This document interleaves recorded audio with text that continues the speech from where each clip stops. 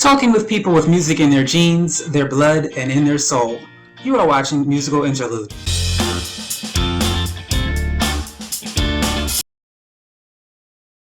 It's time for another episode of Musical Interlude. I'm your host, Casey Bell, and Rohizzy is here with us today. Let's get the show started. When did you first acknowledge your music talent? I think it'd probably be a couple years ago. I would say probably just before the pandemic, so about 3 or 4 years ago. How did you? Sorry, yeah, go ahead. How would you say? How did you discover it? How did it happen?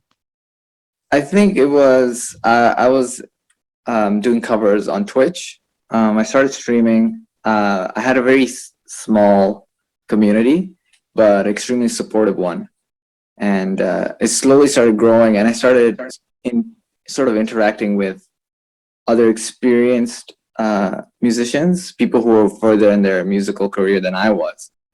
And it's their positive feedback and sort of their support saying, yeah, you got this, like this is what you should be doing. That sort of kind of pushed me into taking this more seriously than just a hobby. So when you say covers, were you was it instrumental or were you singing as well? Yeah, I was singing for the most part. We had this game, it's no longer there, but we had this game called Twitch Sings, where you were allowed to sort of duet half a song. It's kind of like Smule, I guess. That's the phone app one. And you do half a song and then random people can join in with the other half. There was sort of a lack of song selection, so I just started creating the songs myself and posting those up. And just sort of snowballed effect with that. So you're saying 3 years ago, so you never sang before prior to that as far as younger age. Was there ever any interest in doing this? Yeah, I guess like sitting home in my room and just playing songs I like and singing with that, but I never really thought of that as something serious, or even like I didn't even consider it a hobby, to be honest, because I thought like I wasn't any good at it. But then again, it's really tough to know if you're really good at it if no one's heard you sing or play ever before, right? So with no feedback and sort of no outside world experience, I was like, oh, it's just something I like to do. That's you're the first person I've interviewed in music like that. Most people either grew up in a musical family or they knew they enjoyed singing as a child. So I think that's pretty cool that you are just now discovering it. Yeah. So I mean, my family does, like, my mom like plays piano and stuff like that, but like again, it's just like a thing that's there, but no one really talks about it or like says, oh, we got to learn music or do stuff like that. It's just not taken. I guess it's not taken seriously. I guess that's the most important thing. So yeah, I was like, oh, I guess cool. I'll pick up a guitar and learn that. Like it wasn't a big deal. When did you get to the point of taking it seriously? So I think pandemic kind of pushed me into taking it more seriously. Like the first was the Twitch supporter, just pre-pandemic, a couple years prior to that. And I started saying, oh, okay, music's cool. I can do covers and stuff. But like my own personal music, I would never release until the pandemic hit. And it kind of gave me like a little bit of motivation and also sort of like a reality check. Like you only get one shot at life. So like if you release your music, it's sort of saying like, this is my shot. I'm going to take it, whether people like it or not like it. But that's who I am. Like it's just an expression of myself, and I enjoy doing it. So I pushed myself outside my comfort zone to release like my own original music. So did you have any hesitations or fears when you first started, or did you jump right into it? Oh, absolutely. I think everybody starts in music or at least starts taking it seriously, would have sort of a fear, like, what if they don't like me, or they don't like the songs I sing, or they don't like my voice or the playing, or whatever it is. There's always an insecurity. I think for most musicians, to think that there's something that they could work on or something that they could improve upon, and they focus on that versus, let's say, the accomplishment they've already attained to. So I think, yeah, we all have that sort of fear. So yeah, I was like, I don't think anyone's gonna listen to my song, and nobody's gonna like it, but I'm just releasing it like I don't care kind of attitude. Being that you've never taken it seriously, how did you know where to begin as far as recording and getting your music out there? Oh, that's a good question. There was a lot of trial and error with that. I started recording just off my phone initially, doing the little covers and stuff on Instagram. And I think I started getting serious when I started buying like I bought a good mic, a relatively good mic, and a audio interface. And I just started tooling around with that to see like just the basic stuff, like getting down ideas, melodies, and chords and stuff. And then, obviously Googling and YouTubing my way through as I was learning and picking up little tricks along the way. Like, they're like, if you want to use compression. And I was like, I have no idea what compression is. And then watch a YouTube video and then like, oh, okay, I get it. And then apply that to my song. And then slowly just sort of work my way through.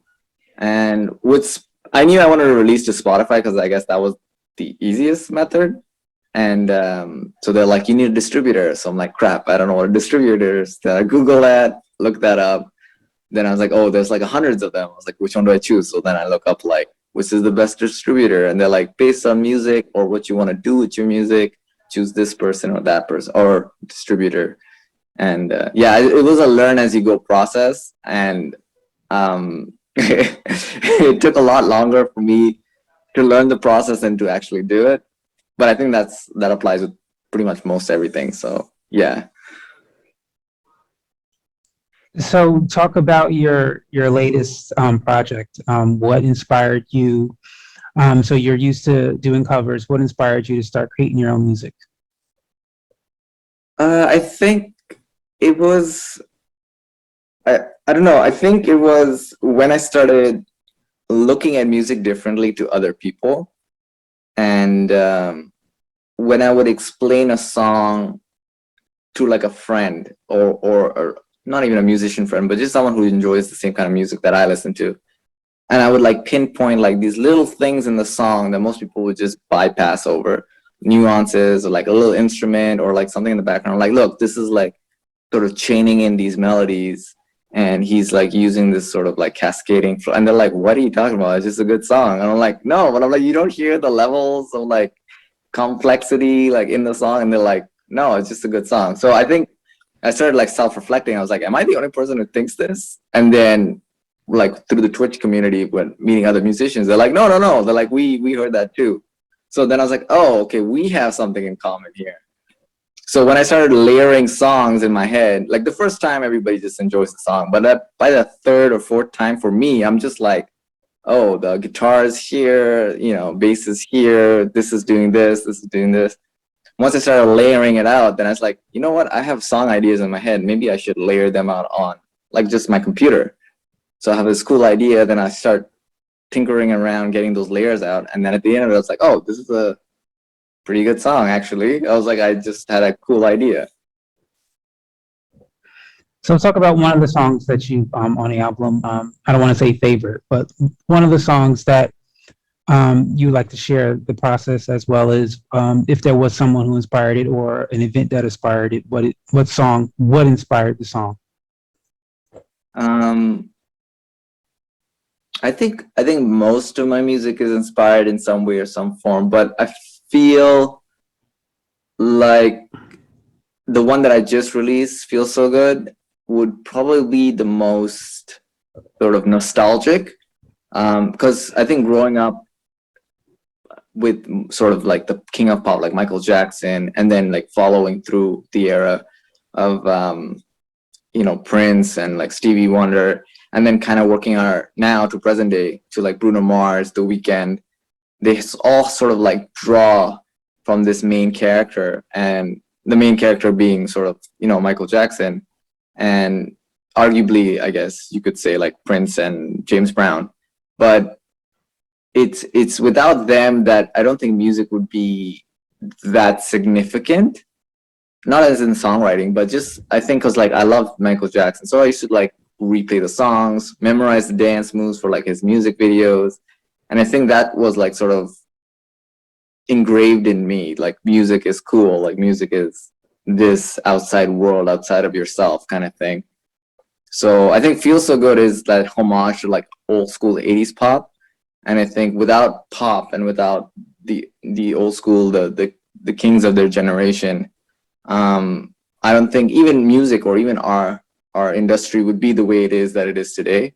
So I think that's a huge thing for I think most artists now, especially me. The album that you recorded, you said did you have other musicians on the project, or was it you only? Feel So Good was almost all me, including the bass line. The only difference was I don't know how to play bass in real life, but like I could hear the melody in my head. So I tried to like use the little MIDI piano to try to play it out, but it's too stagnant in the sense like there's no real humanized way of playing it out in a computer. And it's like the sliding noises and the little like mutes and stuff like that that's in between the notes that you play. That nuance wasn't there. So I had hired someone to just play the melody that was in my head. So I played out the melody on the thing. I was like, I know it sounds very like ba ba ba ba, but I'm like, just you have flexibility to kind of groove with it and add in a note here and there. That's fine. But yeah, for "Feel So Good," I essentially did everything. So the piano, the drums, all that was done by Doc on my draw. I asked that only because I was wondering, um, not sure where you live and where the rules and regulations are. If you chose to go out and do a concert, are you doing tracks or are you hiring people? And are you even thinking about doing a concert or going on tour or anything like that? Right now, I probably am not big enough because I technically like just started this year. I don't think I'm sort of big enough for me to go on tour or anything like that. But I will do like maybe open mics or something once in a while, or do a gig here and there. Or if a friend's playing, then I kind of join them and then maybe throw one of my own songs in there, kind of thing. But yeah, I feel like right now it's more about the craft and just sort of getting out there and sort of just running the faucet, if that makes sense. Just like trying to get out all the ideas, get up what songs you can. And then I think once I build a somewhat significant audience for myself that, is a regular in listening to my music, then I'll think about doing like a tour or something more significant for them. Being that you said you aren't really, I guess you can say, as a child doing music, the people who know you, who've known you since a child, is this a surprise or a shock to them? You producing this album, or were they expected? I think the production value wise, like for me to be able to create the entirety of the song, most people just see me with the guitar and just think like, okay, it's a guitar and a voice. Like that's the extent of what we see. But then I go home and like there's all these layers that I have to like dissect. And like I said, most people don't have that or they don't actually recognize that in even like listening to music. So for me, like when I have a song idea or I've listened to a song, like those aspects are so cool to me. And for them, I guess that's the realization, like, oh wow, you played all the instruments, like you did the whole arrangement. I'm like, yeah, that's me. And they're like, whoa, you're actually talented. And it's like, oh, thanks. Like it's a late discovery, but yeah, I think playing, like I said, like my mom plays piano and like my uncle plays like guitar, but it's like just, like at Christmas or something, they'll do a Christmas carol. It's like very like generic stuff, nothing like significant where people are like shredding or doing like fingerstyle or anything like that. It's just campfire kind of stuff.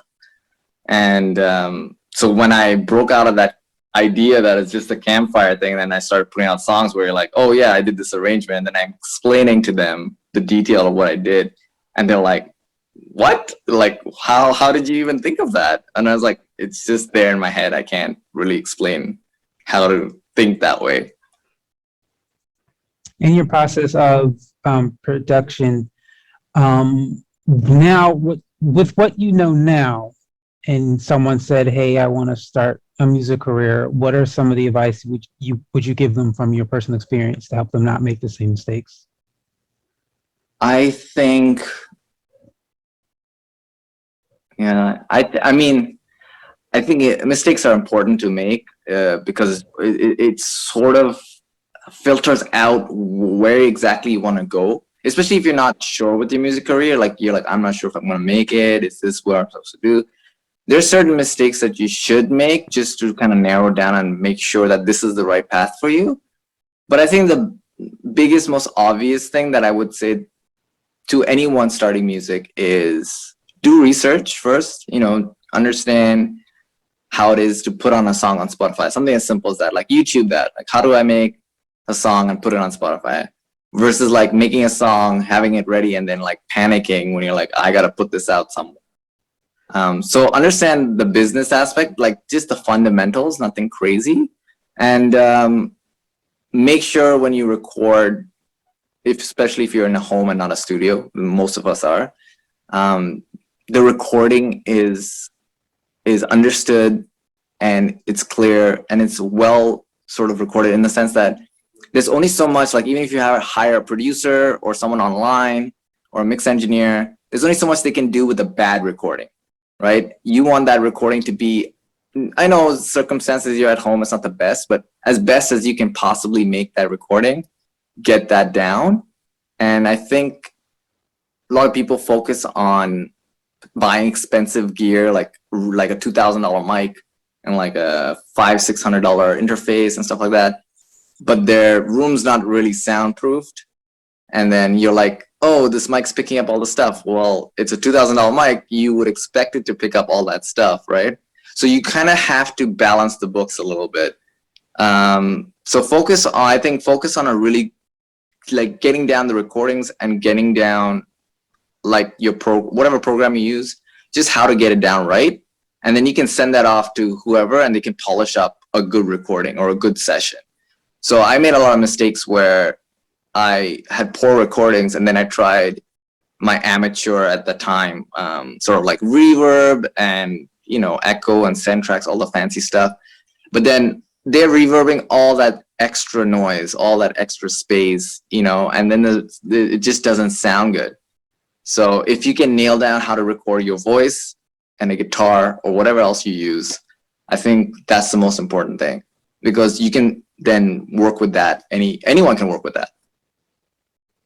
All right. Okay. So my last question for you, if you, I used to say dead or alive. I'll keep it at, if there's anyone who has passed in the music business that you have wished you could have worked with, who would that be and why?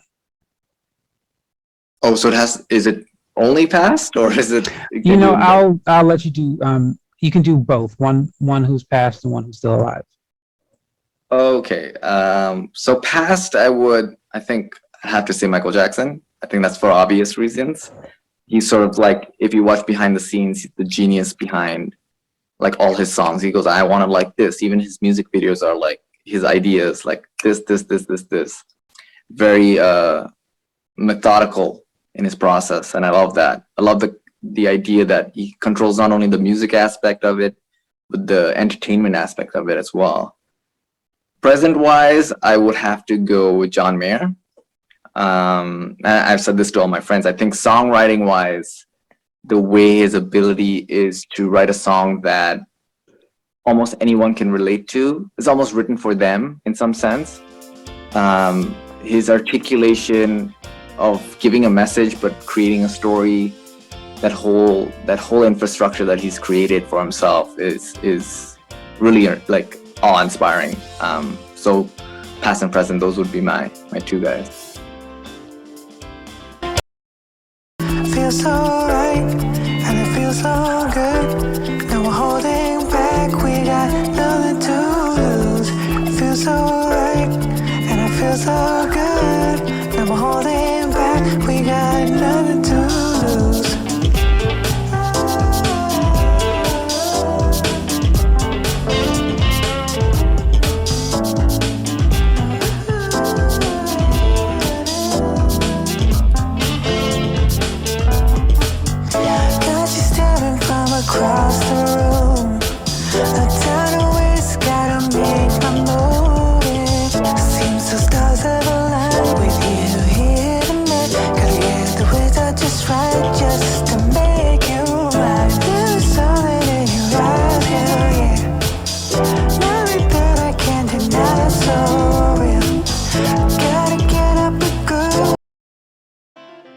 that is all the time we have for you today on Musical Interlude. I'd like to thank our guest, Rohizzy, and you, the audience. Thank you so much for stopping on by and watching. Have a great day.